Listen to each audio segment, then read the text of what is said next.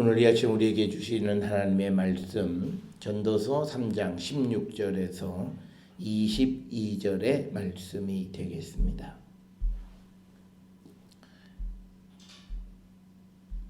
전도서 3장 16절에서 22절의 말씀 한 목소리로 합독하시겠습니다. 또 내가 해 아래에서 보건대 재판하는 곳 거기에도 악이 있고 정의를 행하는 곳 거기에도 악이 있도다. 내가 내 마음 속으로 이르기를 의인과 악인을 하나님이 심판하시리니 이는 모든 소망하는 일과 모든 행사의 때가 있음이라 하였으며 내가 내 마음 속으로 이르기를 인생들의 일에 대하여 하나님이 그들을 시험하시리니 그들이 자기가 짐승과 다름없는 줄 깨닫게 하려 하심이라 하였노라. 인생이 당하는 일을 짐승도 당하나니 그들이 당하는 일이 일반이라. 다 동일한 호흡이 있어 짐승이 죽음같이 사람도 죽으니 사람이 짐승보다 뛰어남이 없음은 모든 것이 헛됨이로다. 다 흙으로 말미암음으로 다 흙으로 돌아가나니 다 한 곳으로 가거니와 인생들의 혼은 위로 올라가고 짐승의 혼은 아래 곧 땅으로 내려가는 줄을 누가 알랴. 그러므로 나는 사람이 자기 일에 즐거워하는 것보다 더 나은 것이 없음을 보았나니 이는 그것이 그의 몫이기 때문이라. 그의 뒤에 일어날 일이 무엇인지를 보게 하려고 그를 도로 데리고 올 자가 누구이랴. 아멘. 오늘 주시는 전도서 3장 16절로부터 22절에 있는 말씀은 이 전도자가 이 세상에 불의가 만연되어 있음에 대해서 말하고 있고 그렇지만 하나님께서는 그 불의에 대해서 궁극적으로 심판하실 것이다 라고 하는 것을 말하면서 그러나 또 그 심판이 우리가 원하는 대로 즉시 이루어지지는 않고 더디 이루어지는 것도 이 전도자가 깨닫게 되어졌다라고 하는 겁니다. 그래서 이제 오늘 주시는 본문의 말씀에 보면 악인이나 의인이나 또는 사람과 동물이 매 한 가지다라고 하는 그런 것으로 결론을 내리는데 특별히 여기서도 우리가 의인과 악인이 같고 동물과 인간이 매 한 가지다라고 하는 말은 하나님이 만든 피조물로서 동일하다는 얘기지 의인과 악인이 똑같고 동물과 인간이 똑같다라고 하는 그런 의미를 말씀하는 것은 아니라고 하는 것을 우리가 꼭 기억을 하셔야 되겠습니다. 우리가 이 전도서에 자칫 잘못 이해하면 표면적으로만 이 말씀을 보면 그런 어떤 반어법적인 그런 표현을 통해서 강조하고자 하는 그런 내용들을 우리가 놓치게 되면 성경을 우리가 잘못 이해하게 되고 또 우리가 성경이 의도하지 않은 그런 말씀을 우리가 깨닫고 그것으로 성경이 그런 말을 하는 것처럼 이해하는 그것은 잘못된 것이다라고 하는 것. 그래서 오늘 우리가 주시는 이 본문에서 핵심적인 것은 세상에 이 16절에 기록되어 있는 재판이나 정의가 행하는 곳에서까지도 악이 만연하고 있음을 개탄하면서 그러기 때문에 이 세상에 하나님의 심판이 임한다라고 하는 것을 우리에게 강조하고 그래서 하나님께서는 그 모든 피조물들을 정해진 때에 심판하신다. 그래서 그 악인이 우리가 원하는 대로 악을 저지르면 바로 어떻게 그가 처벌을 받고 하는 일들이 우리가 원하는 대로 되어지지 않을 수 있음을 얘기하는 거예요. 그건 역시도 바로 앞에서 우리에게 가르쳐 주었던 1절부터 15절까지의 모든 일이 때가 있기 때문에 하나님께서 심판하시는 그때의 심판을 하신다. 즉 그것은 우리가 이제 신약의 용어로 보면 예수께서 다시 오셔서 세상을 마지막 심판하실 때 그때 이제 양과 염소, 의인과 악인이 구별되어지고 거기에 걸맞는 이제 그 보응을 하시는 분으로 묘사되어 있다라고 하는 겁니다. 그렇기 때문에 전도서 3장 16절부터 22절은 우리가 이 복음서와 그리고 신약 성경에서 얘기하는 예수 그리스도의 심판에 관한 근거가 되는데 이 하나님께서 이 땅에 오셔서 그리고 예수님이 이 땅에 다시 오셔서 심판하는 것은 악에 대한 심판임을 우리에게 분명하게 가르쳐 주시는 그런 말씀이 오늘 주시는 이 말씀이 되겠습니다. 그렇기 때문에 우리는 세상을 살아가면서 선하게 살아야 된다는 것. 그리고 예수 그리스도가 이 땅에 오시면 공의와 정의를 행하신다. 그게 우리가 예레미야나 이사야서의 메시아의 오심을 예언하는 예언에서 강조하는 게 바로 그거예요. 그 오시는 메시아는 우리에게 공의와 정의를 행하셔서 우리에게 궁극적인 평화를 주시는 분이시다라고 하는 겁니다. 그래서 우리가 미가서 5장에서도 보면 오시는 주님에 대해서 그는 평화를 우리에게 주시는 분이다. 이렇게 말씀을 하고 있고, 그래서 누가복음에 나오는 마리아 창가 가운데서도 예수께서 이 땅에 오시는 일에 대해서 하늘엔 영광, 땅에는 평화다라는 그런 말씀을 하는 것입니다. 그래서 오늘 특별히 재판하는 곳이라고 하는 16절의 말씀은 특별히 이곳이 다른 곳보다 더 악하다라고 하는 그런 의미는 아니에요. 여기서 재판하는 곳, 즉 우리로 얘기하면 법정을 얘기하는 것은 세상에서 가장 정의로운 곳이고 불의함이 없어야 하는 곳이 재판을 하는 곳인데 그곳에서도 악이 있다라고 하는 것을 우리에게 강조해서 보여주는 거지, 특별히 다른 세상의 어떤 곳보다 이 재판하는 곳이 더 악하다라고 하는 그런 의미는 아니다. 그래서 오늘 16절에 보면 재판하는 곳이나 정의를 행하는 곳, 그러니까 성경에서 지금 이 전도서가 생각하는 재판하는 곳의 성격은 정의를 행하는 곳이에요. 그래서 우리가 재판은 옳고 그름을 분별하는 곳인데 바로 거기에도 악이 행해지는 것, 그처럼 인간이 살아가는 모든 세상에 악이 만연되어져 있다라고 하는 것을 우리에게 보여주고 강조하기 위해서 재판하는 곳이라는 것을 강조하고 있다라고 하는 겁니다. 우리가 오경에 보면 특히 출애굽기로부터 레위기 그리고 민수기 신명기에 우리가 재판이나 또는 재판관들의 공정성에 대해서 굉장히 강조를 하고 있습니다. 그래서 재판관이 불의해서는 안 된다라고 하는 것은 레위기 19장 15절에도 강조하고 있어요. 그럼에도 불구하고 이 전도자가 보니까 그곳에 그 악이 행하고 있는 그런 현실을 이제 우리에게 보여주는 것이고요. 특별히 이 16절에서 그 악으로 불의로 번역한 것, 그리고 악으로 번역한 이 단어는요, 정의에 반대되는 모든 것들, 그걸 보편적으로 얘기하는 히브리어의 레샤라고 하는 이 단어를 쓴 겁니다. 그래서 이 레샤라고 하는 것은 법을 어긴 모든 것을 얘기하는 거예요. 그러니까 그것은 법을 지키는 정의. 구약 성경에서의 정의의 개념은 율법을 지키는 게 정의고 공의예요. 그러니까 우리가 생각하는 정의와 공의의 개념과 조금 다른 거예요. 우리에게는 성경에서는 기준이 있어서 그 기준을 지키면 정의고, 그 기준을 지키지 못하고 위법하면 그건 불의가 되는 거고 악이다라고 하는 개념이에요. 그래서 16절에 보면 그런 재판하는 곳에서도, 그러니까 법을 집행하는 곳에서 법을 어긴다라고 하는 그런 개념이고, 그래서 이제 17절에 내 마음속으로 이르기를 의인과 악인을 하나님이 심판하시리라.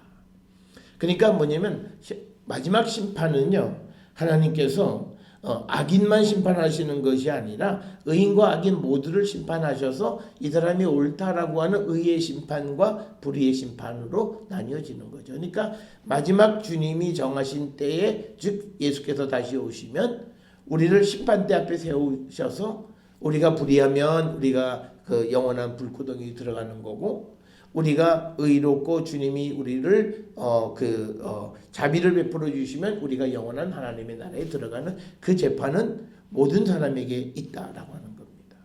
그래서 이 말은 뭐냐면 세상에 불의가 있다고 해서 우리가 그 불의를 따라가면 안 된다. 왜? 마지막 날에 하나님의 심판이 있다라고 하는 거죠. 그래서 우리가 예수를 믿는 사람들이 세상이 다 악해도 나는 선한 삶을 살아가야 되는 이유는 딱 하나예요.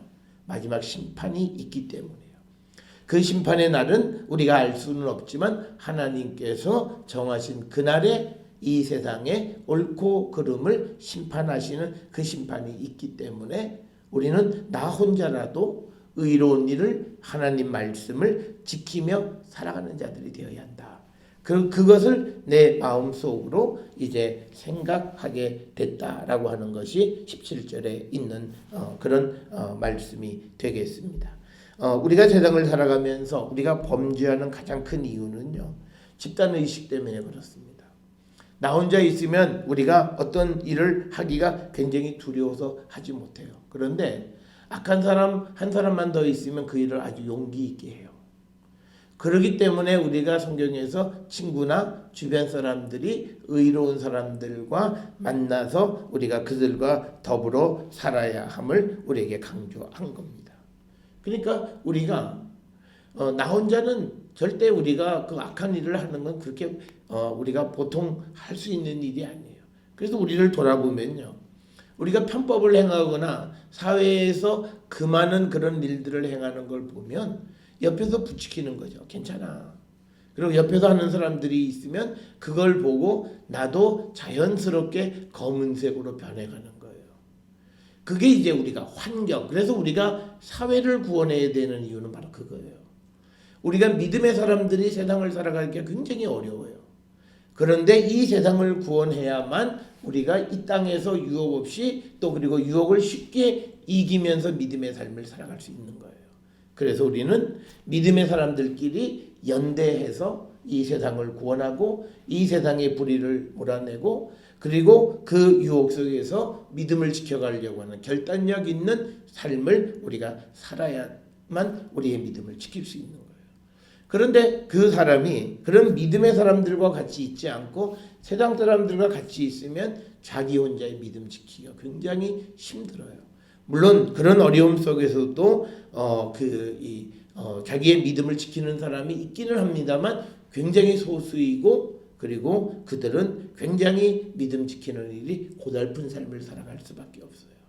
그렇기 때문에 우리는 항상 우리가 이 주변에 있는 사람들을 믿음 안에 있고 특히 믿음의 형식적인 믿음이 아니라 성령 안에서 변화받은 그런 정말 성경이 말하는 성도를 친구로 두고 같이 우리가 인생을 살아가는 것은 대단히 소중하고 귀한 일이고 그래야 우리가 믿음을 잘 지켜갈 수 있다라고 하는 겁니다.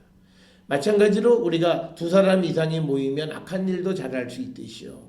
두 사람 이상이 모이면 선한 일도 우리도 용감하게 할 수 있어요.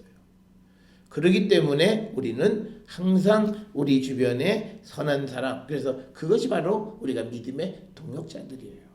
그래서 그런 사람들이 서로 격려하고 위로해서 우리가 믿음을 지켜가는 자들이 되어야 한다. 그래서 오늘 16절, 17절에 있는 말씀은 성경은 늘 우리에게 세상이 지금 악하다고 해서 악인이 잘 되는 걸 부러워하지 말라는 거죠. 왜? 마지막 하나님 정하신 때에 심판이 있다라고 하는 것입니다. 그래서 그러면서 17절에 이는 모든 소망하는 일과 모든 행사에 때가 있습니다. 이 말의 뉘앙스는 우리가 1절부터 15절까지 세상의 모든 일은 하나님이 정하신 그 때가 있다라고 하는 것은 뭐냐면 우리가 원하는 대로 되어지지 않는다는 거예요.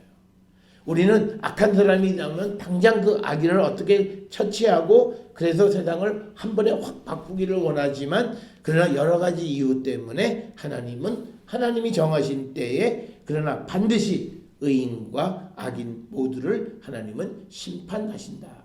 그래서 우리는 주님의 심판을 믿는 것도 굉장히 중요한 거예요. 그래야 우리가 올바른 삶을 살아가는 거예요. 사람들이 악을 행하면서 하나님이 심판하신다는 것에 대한 개념이 약화되면 올바른 삶을 살지 않습니다. 그게 바로 현세적이고 향락적인 삶을 살아가는 사람들의 문제예요. 그 사람들은 마지막 때에 하나님의 심판에 대한 믿음이 없어요. 그러니까 지금이 즐거우면 좋은 거예요. 그런데 우리가 하나님의 심판을 믿는 사람은 지금을 함부로 살 수가 없어요. 왜? 우리는 반드시 하나님 앞에 가야 되기 때문에. 그러면 우리가 온전하게 산다고 해서 하나님 앞에 의인이 될 수는 없지만 그래도 우리는 구별된 삶을 살려고 발버둥 치는 그런 삶을 우리는 살 수밖에 없다라고 하는 겁니다. 그래서 오늘 주시는 17절 하반절에 모든 소망하는 일과 모든 행사에 때가 있음이라고 하는 말은 그 하나님의 심판이 지연되어지는 것. 그렇지만 반드시 하나님은 세상을 심판하신다라고 하는 것이 되겠고요. 그러면서 18절에서 말하기를요. 또 내 마음속으로 이르기를 인생들의 일에 대하여 하나님이 그들을 시험하시리니 그들이 자기가 짐승과 다름이 없는 줄을 깨닫게 하려 하심이라. 여기서 말하는 사람이 짐승과 다를 바가 없음을 깨달으라고 하는 것은 인간의 존엄성의 문제가 아니라 나도 역시 하나님의 피조물이라는 사실이에요. 그러니까 우리가 인간이 모든 것을 다스리라 이렇게 창조하신 후에 하나님이 그 권한을 우리에게 주셨어요. 사람에게 모든 동물을 다스리라. 그러니까 마치 내가 하나님의 피조물임을 잊고 살아가는 거예요. 그래서 인간이 교만하고 그리고 하나님을 잊어버리게 되므로 하나님을 배반하고 하나님의 그 계획과 뜻대로 살지 않고 자기의 생각대로 살아가려고 하는 죄를 짓게 된다는 거예요. 그래서 오늘 주시는 이 본문에서 18절에서 얘기하는 건 뭐냐면 사람 역시도 동물과 똑같은 하나님의 피조물이라는 거예요. 그래서 이 피조물이라고 하는 것의 그 특징은 뭐냐면요. 순종할 수밖에 없는 존재예요. 피조물의 가장 큰 캐릭터는 순종하는 거예요. 그러니까 우리가 이 순종을 자꾸 잊어버리는 게 뭐냐? 하나님이 우리에게 자유의지를 주셨다고 해서 내가 이 자유라고 하는 것 때문에 내 마음대로가 아니에요. 그 자유도 하나님이 하시는 모든 섭리 가운데서 내가 자유함이에요. 그러니까 우리는 신약의 용어로 그리스도 안에서 자유함이에요. 그러니까 진리가 너희를 자유케 하리라고 하는 그 진리 안에서 예수 안에서의 자유함이 자유의지예요. 그런데 그걸 잘못 이해하면서 결국은 우리가 잘 아는 창세기 3장 같이 하나님 말씀을 듣지 않는 것을 그런 죄를 짓게 되면 결국은 그들은 낙원에서 쫓겨나게 되어진다라고 하는 거죠. 그렇기 때문에 오늘 주시는 본문에서 사람이 짐승과 다름이 없음을 깨닫게 하려고 하는 것은 뭐냐면 인간 역시도 하나님의 피조물임을 깨닫게 하는 것입니다. 그래서 19절에 그걸 구체적으로 설명해요. 인생이 당하는 일을 짐승도 당하는. 여기서 말하는 인생이 당하는 일, 짐승도 한다는 죽음을 얘기하는 거예요. 그들이 당하는 일이 같다. 일반이라. 다 동일한 호흡이 있어 짐승이 죽음같이 사람도 죽으니 사람이 짐승보다 뛰어남이 없음은 모든 것이 헛됨이다 라고 이렇게 이야기합니다. 그래서 사람이라고 해서 짐승보다 나을 게 뭐냐? 이건 뭐냐면 인간이라고 해서 지금 이 구약의 세계에서는 영생을 하지 못하게 돼 있는 거지만 이제 우리가 이것을 신약으로까지 연장시켜 가면요. 우리에게는 영생의 길이 열려 있어요. 물론 우리가 짐승들이 예수 그리스도를 고백하느냐 안 하느냐 그건 우리가 알 길이 없어요. 그렇지만 우리에게 주어진 가장 큰 이 세상의 모든 피조물 물론 나무나 뭐 이런 것도 하나님이 만든 창조물인 것은 인정을 해요. 그런데 오늘 우리가 예수 그리스도 안에서 예수께서 우리의 죄와 허물을 용서해 주셔서 우리에게 영생을 주셨다라고 하는 거예요. 그건 우리가 가진 가장 큰 장점이고 그건 하나님이 예수를 고백하는 자들에게 십자가를 고백하는 자들에게 주신 선물이에요. 그런데 다른 피조물들이 그게 있는지는 모르겠어요. 무슨 나무가 회개기도 하는지도 모르겠고 뭐 짐승도 무슨 뭐 그들이 예수를 고백하는지 그건 모르겠어요. 그러니까 우리가 인지하는 범주 내에서 동물의 구원의 문제는 함부로 얘기할 건 아니에요. 우리가 구원의 문제는 딱 하나예요. 뭐냐면 예수를 고백하고 자기 죄를 고백해야 돼요. 그럴 때 과연 동물에게 그게 있느냐? 이거는 우리가 함부로 얘기할 수 없어요. 그런데 만약 예수 그리스도에 대한 고백에 대한 확신이 없다면 그들의 구원이 있다를 우리가 함부로 얘기할 수 없다라고 하는 거예요. 우리에게 주신 딱 하나의 길은 예수 그리스도를 영접하고 그가 변화되어진 삶을 살 때 하나님은 그들을 구원하시고 그리고 그들에게 성령을 부어주시는 거예요. 그러니까 우리가 구원받은 자들에게 가장 큰 장점, 특징은 뭐냐면 두 가지예요. 성령이 임재해 계시고 그리고 십자가의 고백이 있는 사람이에요. 그들이 구원의 그 확신 가운데 있는 사람들이에요. 근데 나무가 또 그리고 짐승이 그런지는 모르겠어요. 그래서 우리가 물론 오늘 주시는 이 본문의 말씀에서도 보면 우리가 그 이 짐승의 혼 혹은 짐승의 영에 대한 문제를 얘기하지만 그러나 영은 있다 할지라도 그것이 예수를 고백하는 영이 되어야만 구원에 이를 수 있는 거예요. 우리가 알다시피 인간의 거짓 선생들도 그들도 영은 있어요. 그런데 그 영이 예수를 구세주로 고백하지 못하기 때문에 그들은 구원에 이르지 못하는 거죠. 그래서 우리가 이 지금 여기에서는 짐승과 우리가 뭐가 낫냐라고 얘기하지만 오늘날 우리에게는 예수 그리스도가 오신 이후로 우리는 예수를 고백하고 주의 성령이 우리 가운데 거하시기에 우리가 아는 한은 우리는 다른 피조물들보다는 뛰어나다는 거예요. 이게 우리에게 주신 선물이에요. 이 차이를 우리가 알지 못하면 안 되는 거예요. 그러니까 요즘 우리가 무슨 자연의 구원의 문제, 그런데 우리가 확실히 우리가 알아야 되는 것은 그들이 십자가의 고백과 성령이 그들에게 임재해야 한다는 거예요. 그렇지 않으면 우리가 함부로 얘기하기는 어려운 문제다라고 하는 겁니다. 자, 그래서 오늘 주시는 본문 19절에서 사람이 짐승보다 뛰어남이 없다라고 하는 이 전도자의 고백은 구약적인 고백인데 이것이 이제 우리 신약으로 와서 예수님은 우리에게 영생을 주세요. 그러니까 지금 여기에서 인간이 죽음으로 다 허무하다라고 하고 피조물들도 짐승들도 죽으니까 동일하다 그러는데 이제 우리에게 차이가 있어요. 영생의 소망, 영생은 우리에게 주신 선물이고 우리가 가진 하나님의 은혜예요. 그거를 가진 자들은 이 세상의 다른 존재들보다 뛰어나요.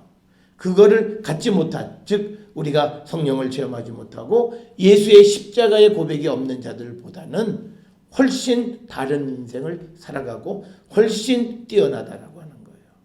그렇기 때문에 이 전도서를 그냥 요것만 가지고 우리가 이해하면 성경 전체가 말씀하시는 내용과는 다른 말을 하게 될 수밖에 없다. 그런데 우리는 지금 이 전도서를 가지고 있을 뿐만 아니라 신약 성경 전체 우리를 구원하기 위해서 이 땅에 오셨던 예수 그리스도에 대한 증언과 그리고 예수 그리스도가 다시 오심에 대한 그 약속의 말씀을 우리는 가지고 있어요. 그 말씀 속에서 우리가 이 본문을 보면 우리는 분명 짐승보다 뛰어나요. 우리에게 십자가의 고백과 성령이 우리 안에 내주에 계시기 때문에요. 그래서 우리가 영생을 누리기 때문에 지금 여기서 인간이 다 죽으면 끝이다라고 하는 생각 속에서 피조물로서 사람과 짐승이 같다라고 얘기하는 거예요. 그런데 우리는 예수님을 통해서 예수님으로 인해서 영생을 누리는 우리가 그 축복을 받으니 우리는 그렇지 못한 것에 비해서는 훨씬 뛰어나고 다르다고 말씀할 수 있다라고 하는 겁니다. 그래서 우리가 전도서를 전도서로만 이해하게 되면 성경 전체와 이게 조화를 이루지 못하는 거예요. 그래서 우리가 성경을 이해할 때는 전도서 자체가 말하는 말의 의미가 무엇인지를 우리가 먼저 알기는 해야 되지만 그러나 궁극적으로는 다른 본문의 말씀과 연계시켜서 우리가 그 성경에서 주는 그 메시지를 우리가 받아들일 줄 알아야 말씀에 대한 믿음이 생기는 거예요. 그렇지 않으면 말씀끼리 서로 달라서 사람들이 혼돈스럽게 생각하고 믿음을 때로는 흩어놓는 경우들이 있는데 그것은 그 말씀들을 잘 조합하지 못했기 때문에 생겨나는 그런 문제이다. 그래서 오늘 주시는 본문에서 16절부터 22절까지는 사람이나 짐승이나 모두 의인이나 악인이나 모두가 하나님의 심판 앞에 가고 그리고 그들이 죽는다라고 하는 그런 의미에서는 사람이 짐승보다 나음이 없다라고 하는 거죠. 그렇지만 우리에게는 예수 그리스도가 이미 오셨기에, 우리에게 이미 주의 십자가에 고백하는 믿음을 주셨기에, 그리고 그 믿음을 지켜가는 성령을 주셨기에 우리는 그렇지 못한 사람들보다는 뛰어나다. 우리는 그것을 증거하고 자랑하는 삶을 살아야 된다. 그것을 우리가 잊어서는 안 되고요. 20절에 다 흙으로 말미암았으므로 다 흙으로 돌아가나니 다 한 곳으로 가거니와 인생들의 혼은 위로 올라가고 짐승의 혼은 아래 곧 땅으로 내려가는 줄을 누가 알랴. 그러니까 결국은 21절은 죽음을 얘기하는 거고요. 그러니까 사람은 죽으면 사람의 영이 하늘로 가고 짐승의 영은 스월로 땅으로 내려간다라고 하는 그렇게 될 줄, 즉 뭐냐면 인생과 짐승이 다른지 아닌지 우리가 어떻게 하냐. 그런데 우리는 달라요. 이제 우리가 죽으면 우리가 예수 그리스도 안에 있는 사람들은 우리는 천국에서 주님과 함께 영생을 누리는 위로 가는 자들이죠. 그렇지 못한 자들은 수월에서 그냥 영생에 대한 소망 없이 죽어가는 거고요. 그러니까 이 지금 전도서 3장 21절에서 이야기하는 그것에서 분명 예수를 영접한 사람들의 영은 그들은 하늘에서 하나님과 함께 주님과 함께 영생을 누리는 자가 되고, 그렇지 못한 것은 그냥 다 아래로 내려가서 죽음을 맞이하게 된다라고 하는 거예요. 그러니까 이것에 상징이 있어요. 악은 종말이 있어요. 의는 끝이 없어요. 뭐냐면 의는 영원히 사는 거고 악인은 끝이 있다는 거예요. 그래서 결국적으로 우리가 보는 16절에서 얘기하는데 세상에 정의로운 곳에서도 악을 행하지만 그러나 의인과 악인을 하나님이 심판하시는 것을 너희들이 기다려라 라고 하는 거예요. 그래서 우리가 선을 행하면서 우리가 낙심하면 안 되는 거예요. 왜냐하면 그 선을 알아주실 분이 계세요. 마지막 심판의 때 주님께서 선과 악을 분별하시는 분이시다라고 하는 겁니다. 그래서 오늘 주시는 본문에서 강조하는 건요. 우리가 세상을 살아가면서 세상에 악한 것이 많지만 그럼에도 불구하고 우리는 선한 삶을 살아야 된다라고 하는 거고, 그렇게 살아갈 때 우리의 삶에 참된 의미가 있다라고 하는 겁니다. 그래서 22절에 그러므로 나는 사람이 자기 일을 즐거워하는 것보다 더 나은 것이 없음을 보았나니 이는 그것이 그의 몫이기 때문이라. 그의 뒤에 일어날 일이 무엇인지를 보게 하려고 그를 도로 데리고 올 자가 누구냐라고 하는 겁니다. 그러니까 여기서 우리에게 강조하는 건 뭐냐면 오늘 내게 주신 그것을 잘 열심히 살아가는 것이, 그 일을 즐거워하는 것이, 그것이 그에게는 가장 소중하다는 거예요. 왜냐하면 그것은 하나님이 그에게 주신 그의 몫이라는 거예요. 그래서 우리가 매일 삶을 살아갈 때마다 우리가 항상 우리에게 주신 것, 하나님이 결정해서 우리에게 주신 것, 오늘 내게 주신 것은 하나님이 정해서 내게 주신 것입니다. 그러기 때문에 그것이 무엇일지라도 그것을 즐거워하고 하는 것, 그것이 가장 사람에게 유익하고 보람이 있다라고 하는 것을 말씀하고 있고요. 22절의 그 뒷부분의 말씀이 그 뒤에 일어날 일이 무엇인지를 보게 하려고 그를 도로 데리고 올 자가 누구이랴. 이 본문을 세번역 성경에서는 사람이 죽은 다음에 그에게 일어날 일들을 누가 그를 데리고 다니며 보여주겠는가. 그러니까 그 죽은 다음의 일에 대해서 그에게 보여줄 수 있는 사람은 아무도 없다는 거죠. 그래서 우리가 세상을 살아가면서 이 세상에 많은 악이 있지만 우리는 믿음 안에서 하나님의 그 의를 이루며 살아가는 자들, 그리고 세상에 하나님 정하신 때에 심판이 있음을 분명히 알고 오늘 내게 주어진 일에 우리가 충성을 다하고 그 일을 즐거워하고 거기에 최선을 다하는 삶을 사는 것이 가장 나은 삶임을 우리에게 말씀하는 것이 오늘 주시는 말씀이 되겠습니다.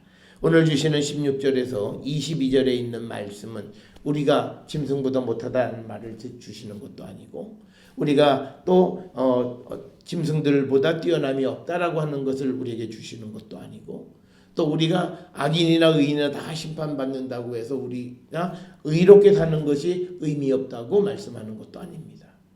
세상에 심지어 재판하는 곳에 불의가 있을지라도 악이 있을지라도 우리는 마지막 심판을 기다리면서 바른 삶을 살아가고 오늘 내게 주신 일을 기뻐하는 삶을 사는 것이, 이것이 주님 안에 살아가는 성도의 모습임을 우리에게 가르쳐 주시는 겁니다.